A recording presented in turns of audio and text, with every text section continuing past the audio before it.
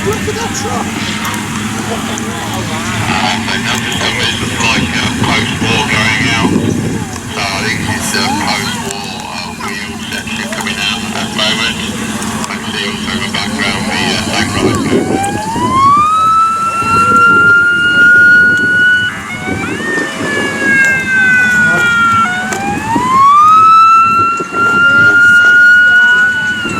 Ladies and gentlemen.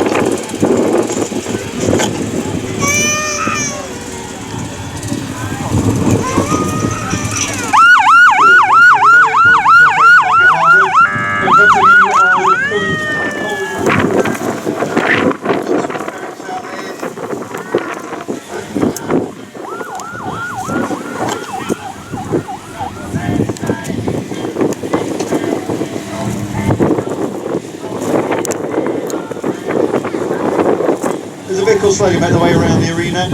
More and more vehicles will be joining them. If you haven't already, please have a look at the big tank section on the far right of the arena.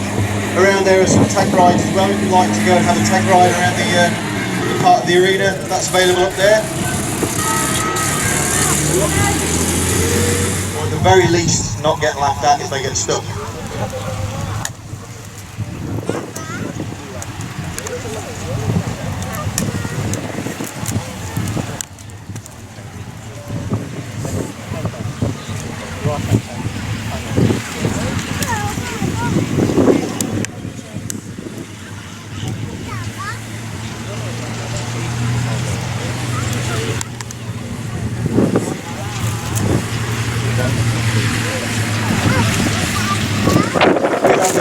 Gulf War Humvee with a 50 cal on the top. It's 2003 used secret invasion marble. That's going. Here's the MBT part on your map.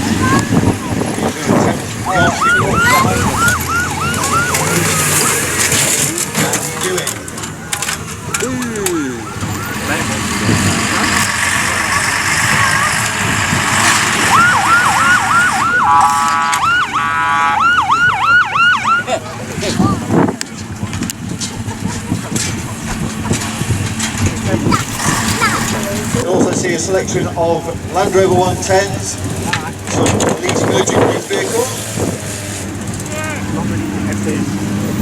some ferrets up on the top of the mound there, catering tents and things like that all around that side of the arena.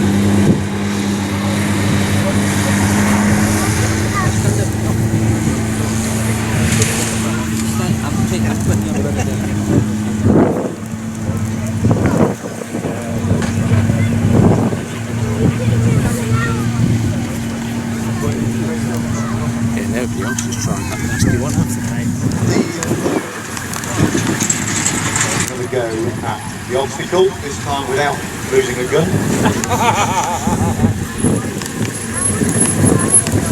Obstacles like this mainly hinge on the traction effect of the vehicle, the available grip, and largely momentum. If you've got the momentum going in, generally speaking you can carry it once you get out.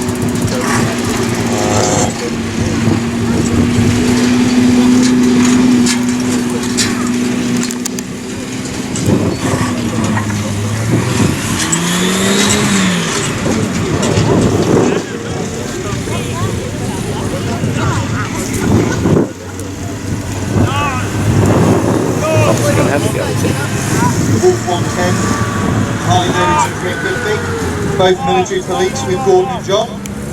1996 on the Wolf, 1995 on the Harley. Unmistakable by their flashing blue lights.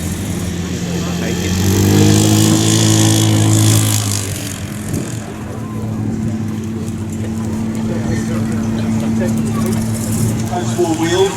These are basically from the 1970s, well, 60s and 70s onwards in the post-war era that has been mainly associated with vehicles with the British Army. More recent times, a lot of this is overseen service. So a few more interesting vehicles on the way down for you here.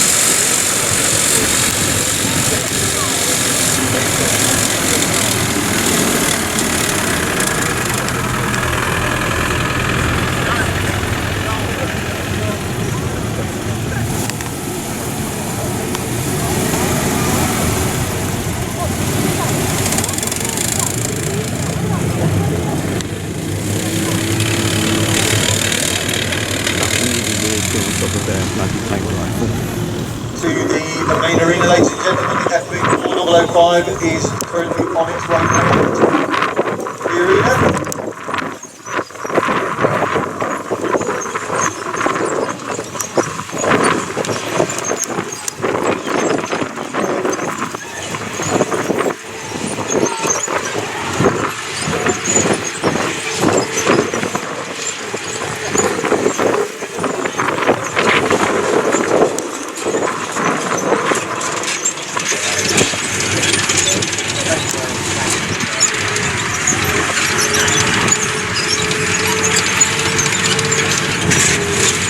And this vehicle is based on Centurion chassis with a big naval.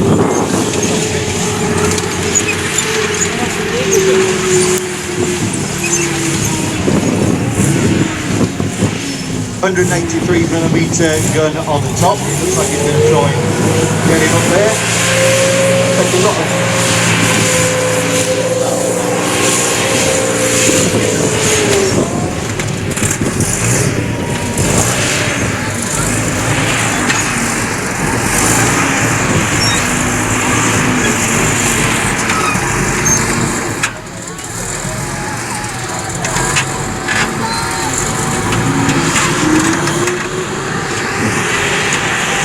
give it a round of applause, ladies and gentlemen.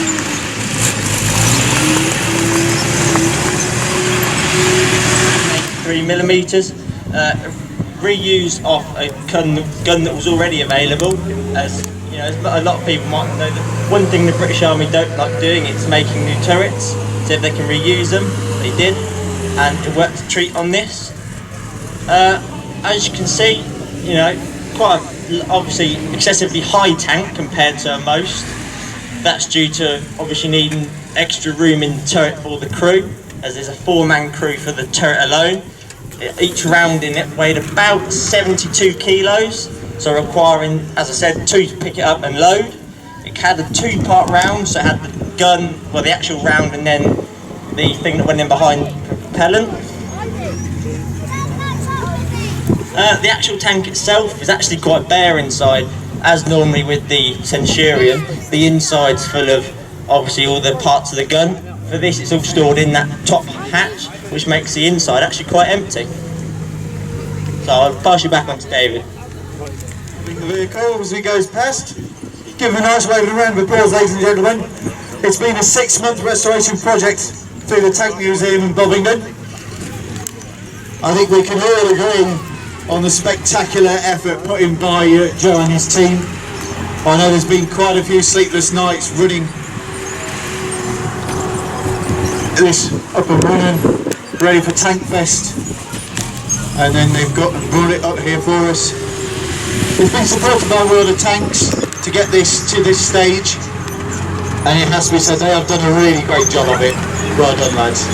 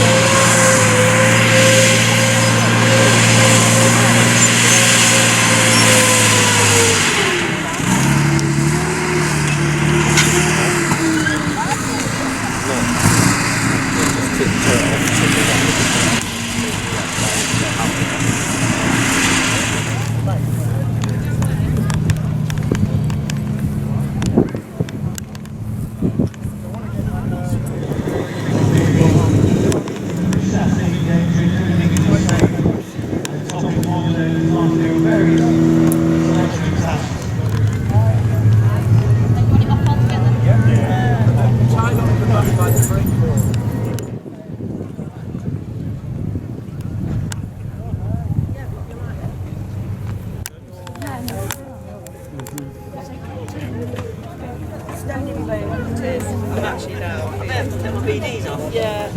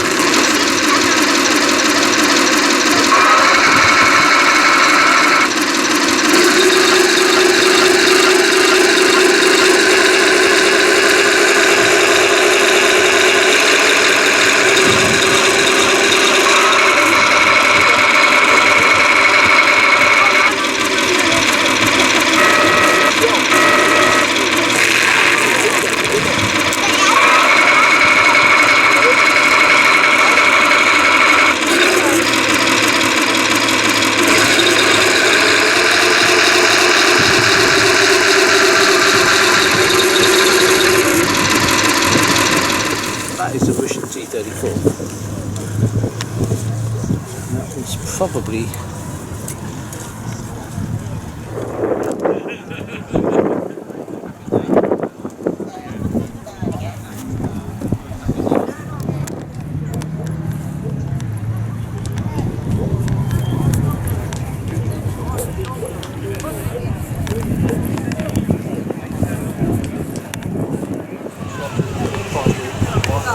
try and get it synchronised. At my house. We're doing it wrong all the way along.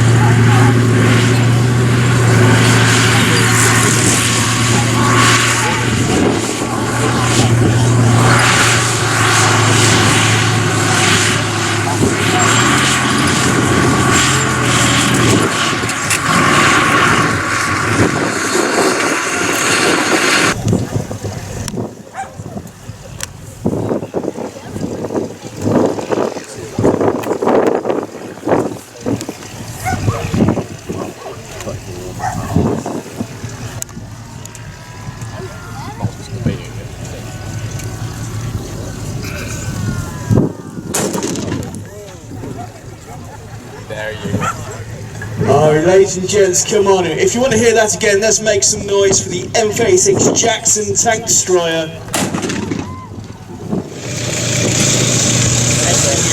we have the M32 Tank recovery vehicle on the M4A1 chassis, I think.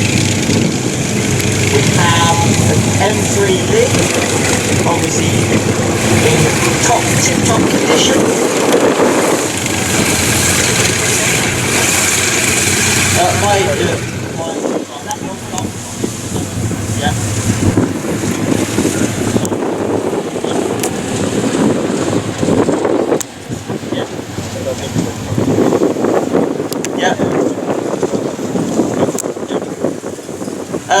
We now have an array of ground vehicles, so we've got a whole host of Willys Jeeps, other light vehicles. I think that's a Dodge car, not armoured car, but Dodge car there.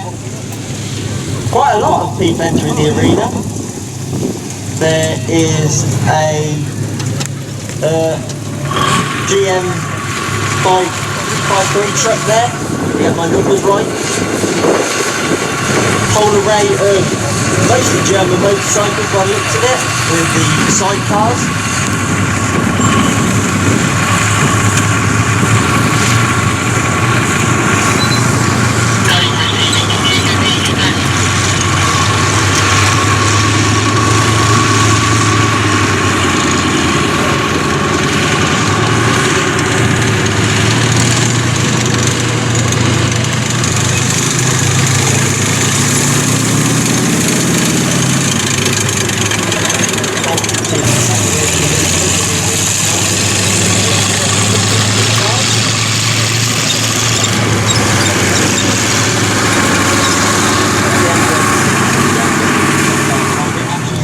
a specialised name during the war.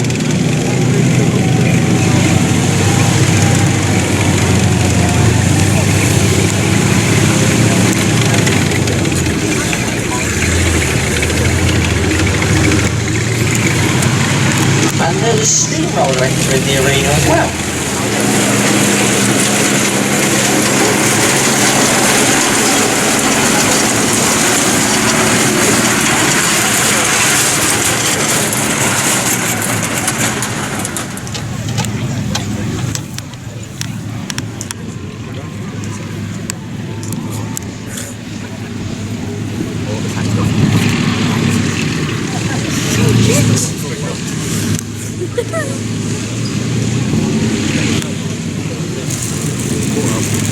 Looks like this Jeep's going to try and see if he can get up one of the big hills. And the first time.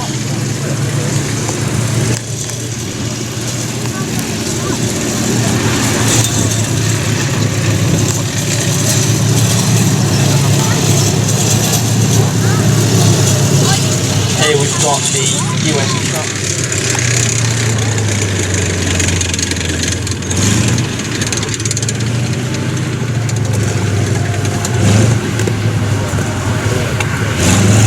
M32 there going up on a deep hill. It's quite a treat to have that today. There are very, very few M32 Tanks in the world, let alone fully driving ones. So we've been pleasantly surprised to have it here.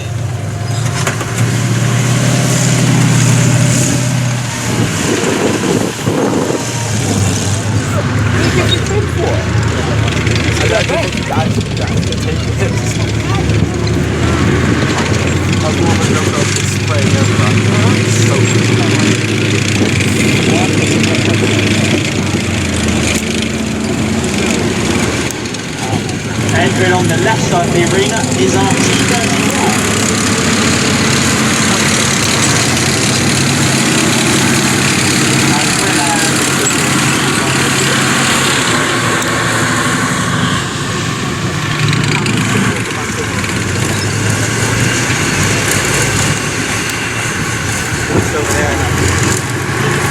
Looks like the M36 might have a go at the trench obstacles.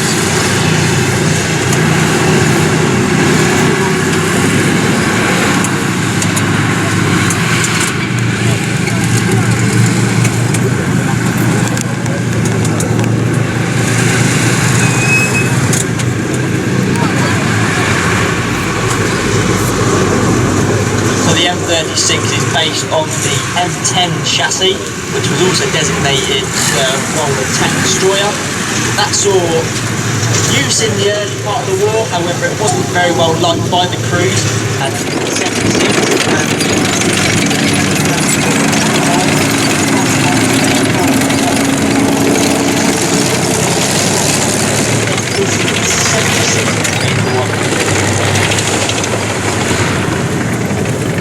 one of the most mass-produced tanks of the Second World War.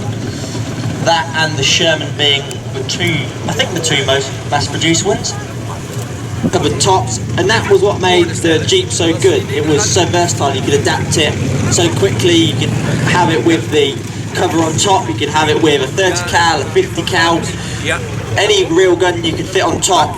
There was probably a Willys Jeep that had one with it.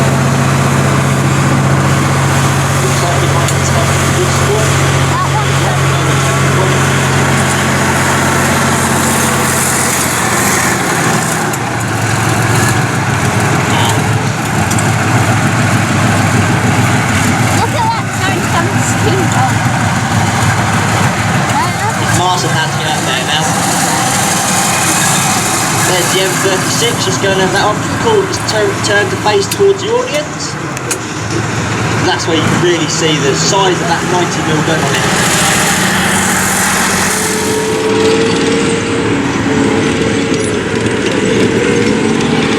And here we are, ladies and gentlemen, the heavy armour is now moving into the main arena. There will be a 60mm successfully done. Berlin Brigade and the French, followed by the Storm Chieftain. And we want to be on the T32.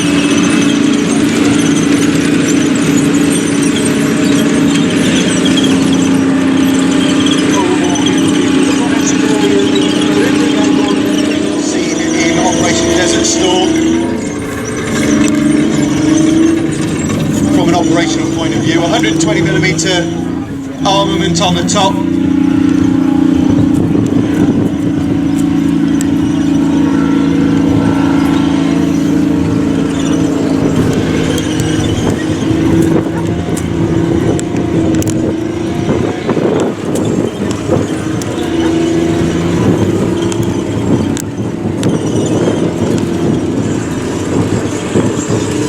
We give a nice wave of applause for the chieftains as they go by for the first time.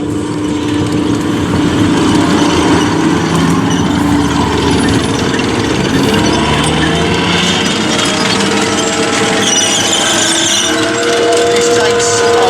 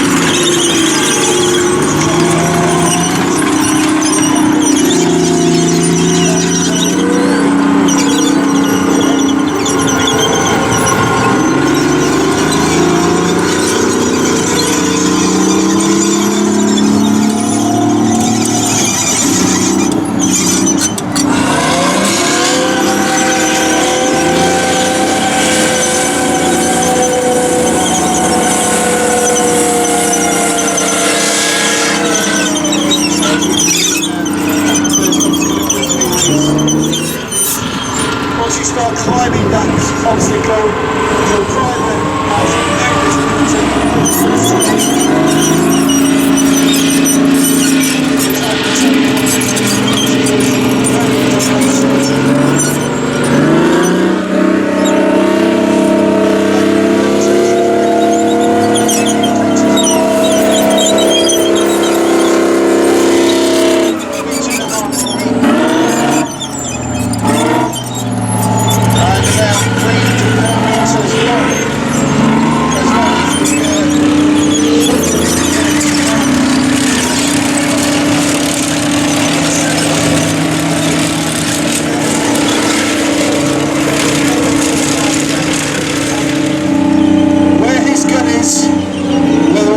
try it. He's put his gun off to the side, so that might help massively with this obstacle. See if the barrel hits the obstacle in front. Oh, he's just missed it. No need to do any gardening today, gentlemen. Thank you so much. Words of power.